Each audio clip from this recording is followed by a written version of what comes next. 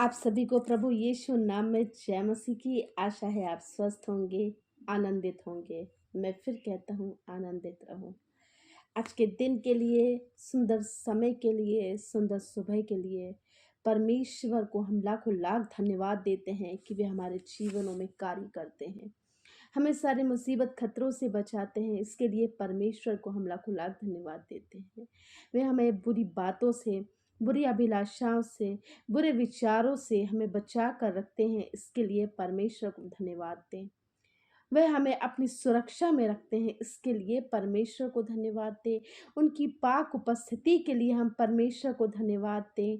परमेश्वर की नज़र हम पर सदैव बनी रहती है, उसके लिए हम परमेश्वर को धन्यवाद दें। प्रियो, आज के दिन के लिए परमेश्वर अपने वचन से हमें क्या कहना चाहता है, आइए हम देख लेंगे। मत्ती रचित सुसमाचार की पुस्तक, उसका 13 अध्याय को यदि हम और स्टडी करते हैं, ये जो वचन है, ये वचन की बीज बोने का दृष्टांत है। इसमें दृष्टांतों के माध्यम से प्रभु यीशु मसीह ने हर एक उस व्यक्ति तक अपनी बात बोली है, बात पहुंचाई है कि जो और व्यवस्था की बातों को नहीं जानते थे, जो नहीं समझ पाते थे, उनके लिए परमेश्वर ने एक यह उपाय किया कि क्यों न दृष्टांतों के माध्यम से लोगों को हर प्रकार की स्वर्ग के राज्य की बातें, जिनको उनके भेद समझ में नहीं आते हैं, वह समझाए जाएं। तो परमेश्वर ने यहाँ बीज बोने का दृष्टांत बताया है। हम बीज बोने के दृष्टांत आप 13 से लेकर 17 तक पढ़ सकते हैं। उनकी हम व्याख्या को हम पहले समझ लेंगे कि व्याख्या क्या कहते हैं। व्याख्या के माध्यम से अवश्य प्रियो आपको बीज मतलब वचन रूपी बीज आपको समझ में आएगा कि यह हमारे जीवन में क्या महत्व रखता है, कैसे कार्य करता है। हम पढ़ लेंगे तो उसका 13 और 18 से। अब तुम बोने वाले का दृष्टांत का अर्थ सुनो। जो कोई राज्य का वचन सुनकर नहीं समझता, उसके मन में जो कुछ बोया गया था वह दुष्ट आकर छीन ले जाता है। यह वही है जो मार्ग के किनारे बोया गया था। और जो पथरीली भूमि पर बोया गया, यह वह है जो वचन सुनकर तुरंत आनंद के साथ मान लेता है, पर अपने में जड़ ना रखने के कारण वह थोड़े ही दिन का है। जब वचन के कारण कलेश या उपद्रव होता है तो तुरंत ठोकर खाता है। जो झाड़ियों में बोया गया, यह वह है जो वचन को सुनता है, पर इस संसार की चिंता और धन का धोखा वचन को दबाता है और वह फल नहीं लाता।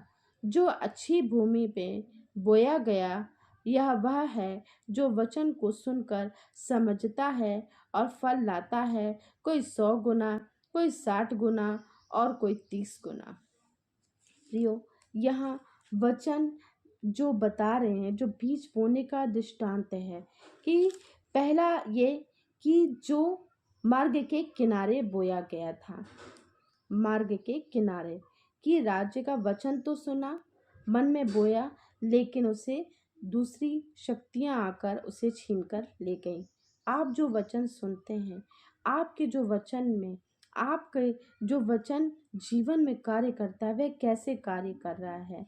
कहीं वो मार्ग के किनारे बोया गया वाला बीज तो नहीं था, या फिर पथरीली भूमि पर कि जो वचन तो सुनता है, उसे आनंद से मान लेता है, मानने के बाद लेकिन जड़ ना रखने के कारण वह थोड़े ही दिन में वह ठोकर खाकर गिर जाता है। तो पहला ये कि जो मार्ग के किनारे बोया गया, अर्थात आपके मन में तो आया लेकिन दुष्टों से छीन कर ले गया। दूसरा ये कि जो बीज पथरीली भूमि पर बोया गया, लेकिन वह अपने आप में जड़ ना रखने के कारण थोड़े ही दिन का था, उसके बाद वह ठोकर खाकर गिर गया। तीसरा ये कि जो झाड़ियों में तो बोया गया था, कि मतलब जो वचन आपके हृदय में था, लेकिन संसार की चिंता और अन्य प्रकार की अभिलाषाओं में पड़कर आपने वह वचन खो दिया, कहीं उनमें से तो नहीं, और फल नहीं लेकर आ पाए। क्योंकि वचन का जो बीज है, अवश्य प्रियो, यदि जब वह अच्छी भूमि पर गिरता है, अर्थात इसका मतलब यह है कि जो वचन का जो बीज है वह अच्छे हृदय को जो सुनता है, उसे समझता है, उसे अपने जीवन में धारण करता है और उसके अनुसार अपना जीवन बिताता है, तो वह वचन का वह बीज जो है वह फलवंत होता है, फल लाता है। तो वह कहीं 100 गुना, कहीं 60 गुना और कहीं 30 गुना। तो प्रियो, आज हमें जो वचन हम सुनते हैं, हमें ध्यान रखना है कि हम अपने हृदय में उसको कैसे तैयार कर रहे हैं, कैसे रख रहे हैं। हम अपने हृदय को और मनों को तैयार करें कि हमारे पास जो वचन है वह दिनों दिन क्या होता जाए, बढ़ता जाए, वह दिनों दिन हमारे जीवन में कार्य करता जाए। और हमारे जब जीवन में वह वचन कार्य करता है प्रियो, तो अवश्य है कि हमारे जीवन में परिवर्तन आता है। परमेश्वर चाहते हैं कि हमारे जीवन में परिवर्तन आए। यदि आज हमारा जीवन इनमें से कोई भी एक कैटेगरी में है, तो परमेश्वर ये चाहते हैं कि यह जो वचन है वह आपके दिलों में अधिकाई से बसने वाला हो, ना कि आप इसे सुने, केवल इसे सुने नहीं, इस पर चलने वाले बने। क्योंकि प्रियो, बोलने वाले भी बहुत हैं और सुनने वाले भी बहुत हैं। वचन भी बहुत लोग पढ़ते हैं, लेकिन उसको जीवन में हम क्या कैसे धारण कर रहे हैं, यह बहुत ही मायने रखती है प्रियो ये चीज़। क्योंकि हम वचन को आनंद के साथ सुनते हैं, बहुत उत्साहित हो जाते हैं। मैं तो आपको जैसे उत्साहित करना चाहती हूँ, आप उस समय तक कुछ थोड़े समय के लिए तो उत्साहित रहे, लेकिन बाद में आपने क्या किया, उसको फिर रेगुलर, जैसे कि मैंने बोला, आप वचन की घोषणा करें। वचन की घोषणा करें कि जो अच्छी भूमि पर बोया गया, यह वह है जो वचन को सुनकर उसे समझता है, फल लाता है, कोई 100 गुना, कोई 60 गुना और तो कोई 30 गुना। तो अवश्य प्रियो, जब आप ऐसे वचन को जब आप घोषित करते हैं, अपने जीवन के लिए घोषित करते हैं, तो ये वचन हमारे जीवन में कार्य करने लगता है। क्योंकि परमेश्वर चाहते हैं कि वचन हमारे जीवन में कार्य करे, और परमेश्वर यह भी चाहते हैं कि हम आगे बढ़ें, हम आगे बढ़ें। क्योंकि यह हमारे लिए और हमारे जीवन के लिए आवश्यक है प्रियो। क्योंकि यदि हम मत्ती 18:18 में देखते हैं और उसका 19 भी यदि हम पढ़ते हैं, और उससे हम 18 से 20 तक को यदि हम स्टडी करते हैं, तो जहाँ ये लिखा है, मैं तुमसे सच सच कहता हूँ कि जो कुछ तुम पृथ्वी पर बांधोगे वह स्वर्ग में बंधेगा, और जो कुछ तुम पृथ्वी पर खोलोगे वह स्वर्ग में खुलेगा। फिर मैं तुमसे कहता हूँ कि यदि तुम में से 2 जन पृथ्वी पर किसी एक बात के लिए एक मन होकर उससे मांगे, तो वह मेरे पिता की ओर से जो स्वर्ग में है उनके लिए हो जाएगी। क्योंकि जहाँ 2 या 3 मेरे नाम से इकट्ठे होते हैं, वहाँ मैं उनके बीच में उपस्थित होता हूँ। मतलब रहते हैं, परमेश्वर रहते हैं। लेकिन परमेश्वर का जो वचन है वह हमारे जीवन में कैसे कार्य कर रहा है प्रियो, इस बात पर हमें ध्यान देना है। यहाँ मैं 1-2 बातें और बताना चाहूँगी आपको कि मत्ती 18 से 20 तक में, 18 अध्याय में 18 से 20 तक, कि इसमें 2 बातें हैं।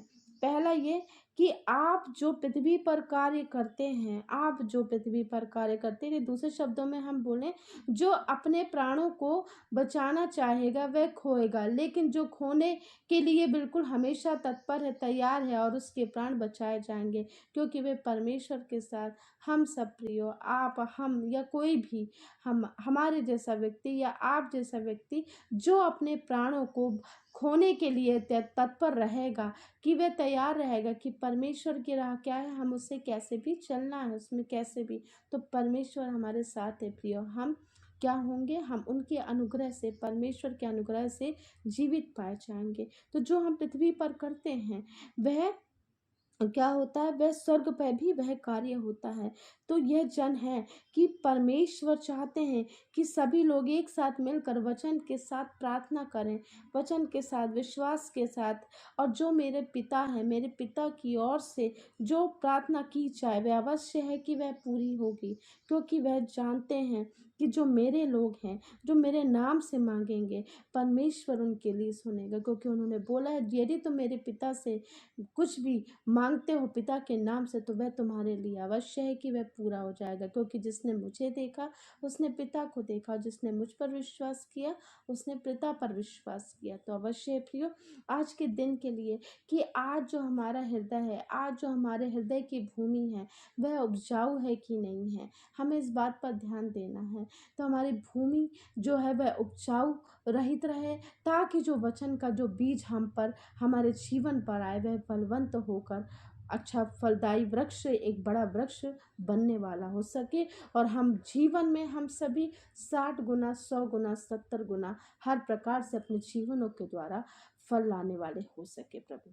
तो आज के दिन के लिए प्रियो, कि परमेश्वर आज के दिन बात करना चाह रहा है कि जो अवसर है, जो अवसर मिला है, उसको बहुमूल्य जानो, उसको जाने ना दो, और तुम अपने लिए वह कार्य करो जो मैंने तुम्हारे लिए छोड़ रखा है। एक मन एक चित होकर प्रार्थना करो, एक मन एक चित होकर इकट्ठे हो।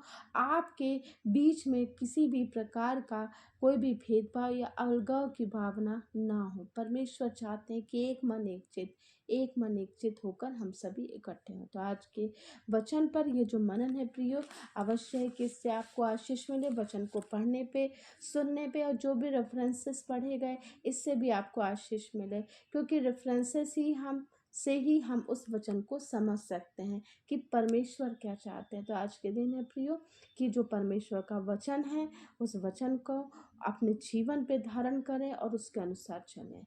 आइए हम प्रार्थना करें।